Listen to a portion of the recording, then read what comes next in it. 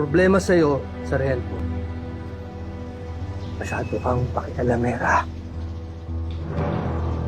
Ikaw yung nakailam doon sa museum, di ba?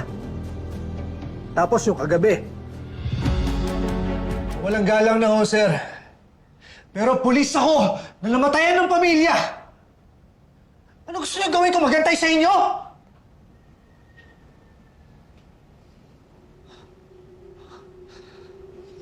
Ma'am! Ma'am! Kausapin mo ba si Chief tungkol dyan sa theory mo? Oo. Hindi ka ba naniniwala sa akin, Noble? Hindi naman sa ganun, ma'am. Pero naisip ko kasi baka mabatshot tayo kay Chief eh. Huwag ka mag-alala, hindi kita damay dito. Huwag ka na sumama. Bautista, Ma'am, alam mo ba kung nasan si Major Flores? andun sa opisina niya. Sige, salamat.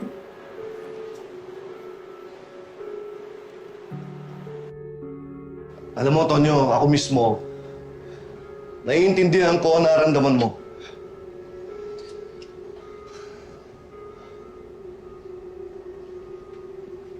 Sige.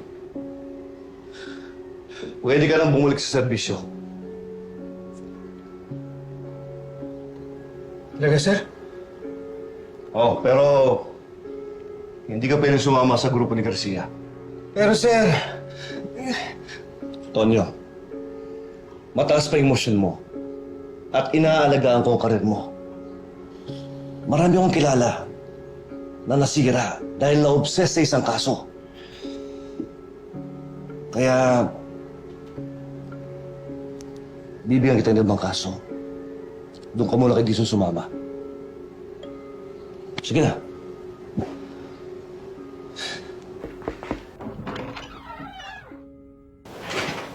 Sir,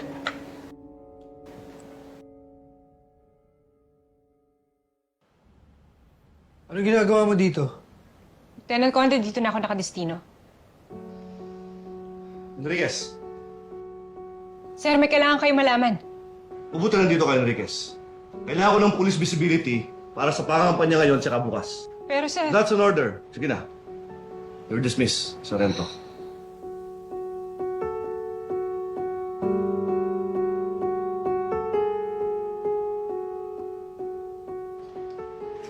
Sige na, Conde. Ayusin mo ang sarili mo para kay Lara.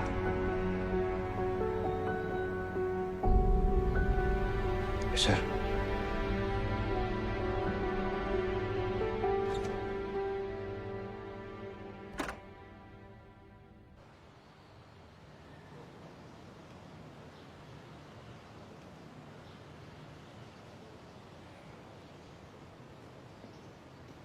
Lieutenant Conde.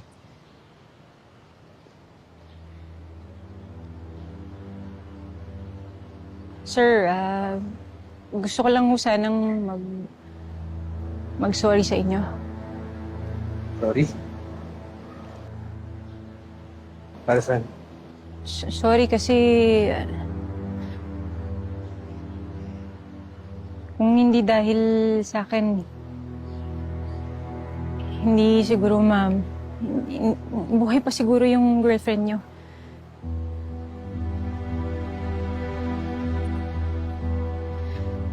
Sorry kung hindi ko tinawagan si Ninang, baka... siguro wala nang nadamay. Umalis na lang yung mga hold-upper. Sorry, dahil... kung hindi dahil sa akin, baka...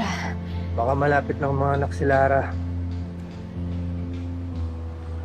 Ang problema sa'yo, Sargento,